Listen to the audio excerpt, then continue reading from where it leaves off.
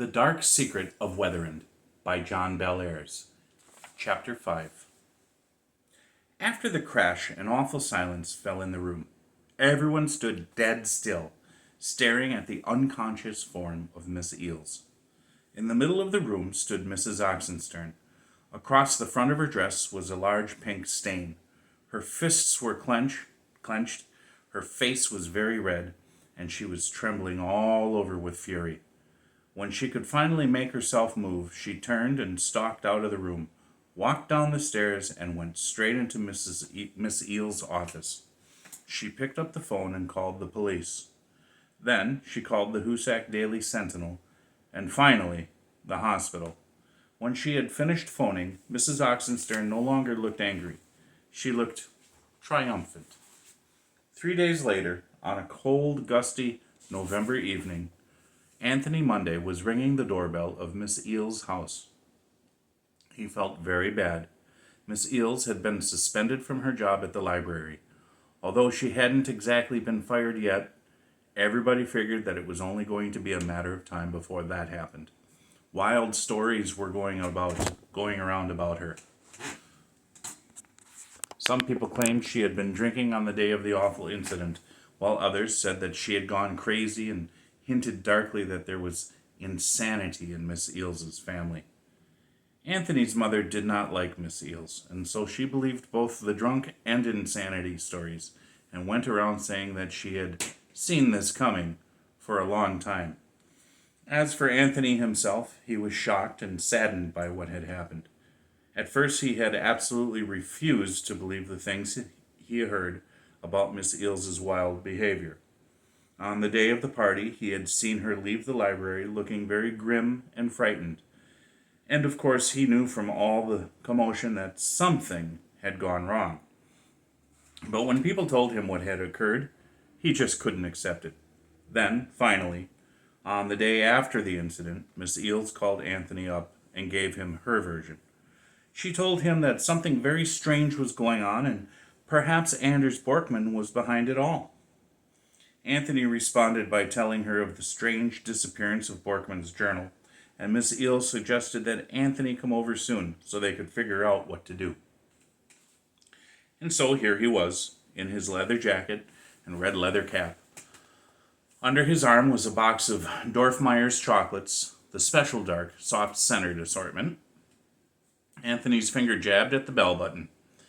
He pushed it again and again impatiently. All sorts of wild fears had been running through his mind lately. He had heard that people who lost their jobs often flipped out. It was true that Miss Eels had sounded quite level-headed when he talked to her on the phone, but still. There was a rattling sound. A chain was unhooked, a bolt drawn back. The door opened, and there stood Miss Eels, wearing one of her tasteless, fake Japanese kimonos with dragons all over it. Around her waist was a wide-fringed sash, and stuck into it was a tiny samurai sword with a wooden sheath. It was a souvenir letter opener that she had gotten once on a trip to Japan. Miss Eels looked pale and drawn, but her eyes were clear, and she was smiling. "Hi, kid," she said, and she gave Anthony a jaunty little wave. "It's good to see you, and I'm glad you're still speaking to me. Some people aren't, you know." Tears sprang into Anthony's eyes. "Anyone that won't talk to you is a dumbhead and a creep," he said angrily. "The stuff that happened wasn't your fault. Somebody made you do it." Suddenly, Anthony remembered the box of chocolates. "Here," he said, smiling. "This is for you." Miss Eels was touched. Now there were tears in her eyes. "Come on in," she said, giving Anthony a friendly pat on the arm. She smiled wryly as she looked at the candy box. My, just what I need. I'll be able to get fat while I collect my unemployment checks. Come on in. Don't just stand there with that woe-begone look on your face. Let's see what's what, okay?" A few minutes later, Anthony was seated on Miss Eels's saggy couch with a bottle of Coke in his hand. Miss Eels was kneeling in front of the fireplace, toasting English muffins the old-fashioned way because her toaster was broken, and she kept forgetting to have it fixed. As Anthony watched, she turned the muffin this way and that, trying to get it browned evenly on both sides. Near her on the floor was a big jar of Frank Cooper's Oxford marmalade, a spoon, a couple of butter knives, and a stack of untoasted muffins. They were going to have a feast. "What do you think about that book disappearing and me waking up with my socks on?" Anthony asked. "What's going on?" Miss Eels pursed her lips. "Nothing good. That's for sure." She turned and looked hard at him. "Tony, how come you never told me about the disappearance of Borkman's journal before?" Anthony hung his head. I just didn't want to talk about it.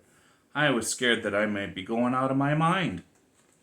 Miss Eels smiled sympathetically. "Well, you weren't, or if you were, you've got company now.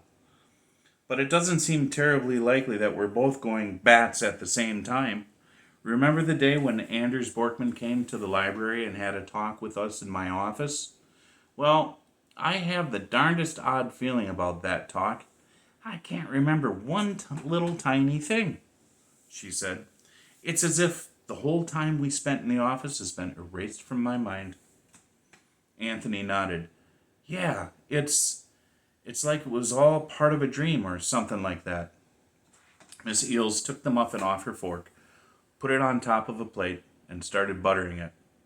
She added a big dollop of marmalade, spreading around with the black back of the spoon, and handed the plate to Anthony. "A dream, huh?" she said thoughtfully as she put another muffin on the fork. "Yes, Borkman's visit was a bit like that, I suppose. And then right afterward, you felt you'd been someplace in the middle of the night, only you couldn't remember where. And then whammo! Old Borkman's journal was gone. And speaking of disappearing books, the weird black book that he returned has totally vanished." Anthony was startled. "Yep, it's gone," Miss Eels said solemnly. "I used my passkey to sneak back into the library the night before last, and there's just a gap on the shelf where I put it. Anthony, I am sure the dust Borkman put on that weird book made me do all those strange things at Mrs. Oxenstern's party. And you know what else I'm sure of?" As Miss Eels turned dramatically, pointing the toasting fork straight at Anthony, she discovered that there was a flaming muffin on the end of it. With a yell, she jumped up, shook the muffin off onto the floor, and stomped on it with her foot. That done, she quickly dropped to her knees, picked up the charred muffin gingerly, and flipped it into the fire. But she was too late. There was a big, ugly scorch mark on the rug. Miss Eels looked at Anthony helplessly. Then she laughed silently until the tears were running down her face. "Oh, dear," she said, shaking her head and dabbing at her eyes with her handkerchief. "What next, Tony? I ask you." Finally, getting control of herself, she stood up and brushed crumbs off her kimono. "As I was saying when the great fire broke out, I think Anders Borkman is dabbling in sorcery. The idea sounds incredible, I know, but I can't think of any other explanation for the insane things that have been happening to us lately." Miss Eels folded her arms. She turned and gave Anthony a long, searching look, and when she spoke again, there was a genuine tremor of fear in her voice. "Anthony, I'm worried. If Borkman, young Borkman, is using magic on us, then maybe the threats in old Borkman's diary were not just a lot of lunatic nonsense." She paused. I know. You tried to tell me this before, and I wouldn't listen. But now I think it is possible that the son has come back to finish the evil work that his father began. Remember when you read me that passage out of Borkman's diary? Well, there's a phrase that sticks in my mind. "Let one who comes after me set the wheels in motion." Maybe, Miss Eels' voice trailed off. She looked despondent. "Oh, Lord," she exclaimed, shaking her head in despair. "If only he hadn't swiped the diary. Why didn't we have the sense to make a copy?" Anthony brightened up and grinned. I did. I made one at the library with the new thermofax machine. I just wanted to see how the machine worked, and He never got to finish his sentence. With a joyous whoop, Miss Eels rushed across the room and threw her arms around the boy, knocking his cap off in the process. "You wonderful, bright, clever, charming person," she crowed delightedly. "You're a genius. You really, truly are. Where is it? Where did you put it? Did you bring it with you?" As soon as he could get a word in edgewise, Anthony explained that the thermofax copy of Borkman's diary was tucked away in the bottom of one of his desk drawers at home. Miss Eels looked worried. "Are you sure it didn't disappear with the original? Have you checked?" Anthony smiled confidently. "Yeah, it's still there." Miss Eels heaved a sigh of relief. "Good. Let's hope it stays there till we get a chance to look at it. And now, could I ask you to toast another muffin for me? I'll go out to the kitchen and brew a pot of my disgusting Lapsang Souchong tea, and then we'll figure out what we ought to do next, okay?" Anthony got busy with the toasting fork while Miss Eels went into the kitchen. She returned with her big flowered Staffordshire teapot, steam curling up from the spout. Anthony recognized the smell drifting toward him. It was like a pile of burning wet leaves. After taking off the lid of the teapot and sniffing the rich, smoky aroma, Miss Eels poured herself a big brimming cup. Then she settled herself in her wing-back chair and took the muffin that Anthony handed her. As she munched and sipped, she stared off into space. There was silence in the room. Suddenly, with a loud, alarming clatter, Miss Eels set down the cup, saucer, and plate. She leaped up, pulled the little samurai sword letter opener out of her belt, and brandished the tiny blade. "We've got to attack!" she exclaimed. "We've got to get him before he gets us." Anthony gaped. He wondered if Miss Eels really had gone off her trolley this time. Then she turned, saw the expression on his face, and laughed. Throwing the letter opener down on the coffee table, she smiled sheepishly and said, "I get a bit dramatic sometimes. It comes from my grandfather, who was a Shakespearean actor. What I meant was, we've got to find some way to get inside Borkman's estate. Maybe he's planning to pull some dirty work with those 4 statues we saw. Wind, snow, hail, and lightning. Something's going on, that's for sure, but we really don't have an awful lot of information yet. If we can find some evidence, maybe we can use that book full of the old man's crack-brained ravings and really skewer him to the wall." Miss Eels paused and smiled mischievously. "Besides," she added, "snooping around the grounds of the villain's estate always works in the movies." Anthony did not quite understand the logic of what Miss Eels had said. "How are we going to break into Mr. Borkman's place?" he asked. "I don't really know," Miss Eels replied placidly, "but I'm sure I'll think of something. Actually, I wasn't planning on breaking in. I had something more subtle in mind." She snapped her fingers. "I know. I'll get hold of my brother Emerson. He'll know what to do. He always has sneaky, tricky, devious plans and strategies up his sleeve. He can get us into Weatherend. I'd bet money on it." Anthony knew Emerson Eels well. Emerson was a lawyer up in St. Cloud. He was a little rabbity man with a big shock of white hair and a very precise way of talking. When Anthony had gone on trial because of a treasure he had found, Emerson had defended him.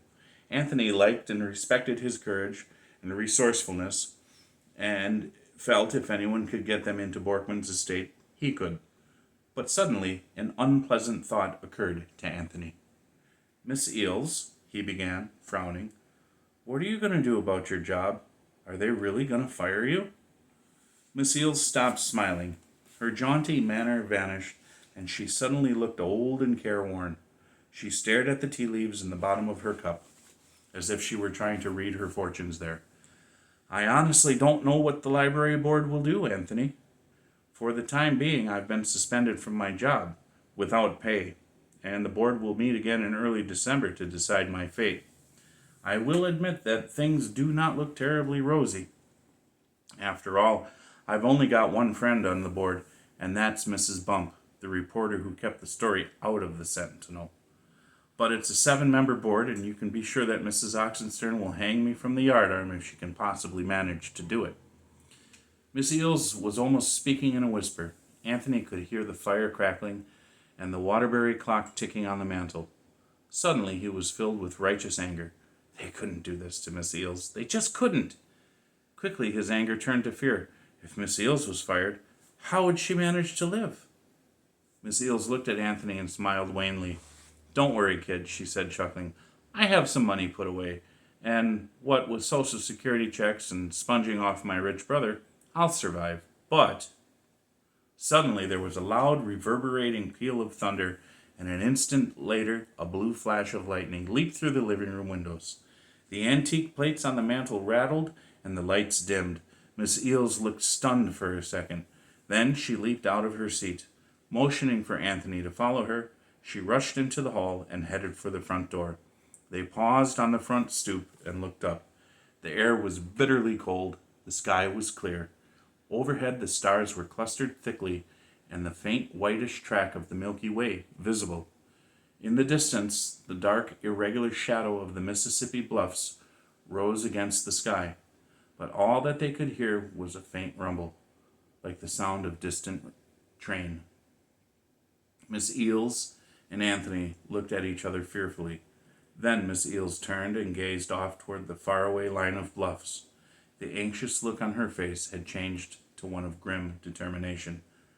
I think we had better get busy, she said quietly, and I hope to God we are not too late.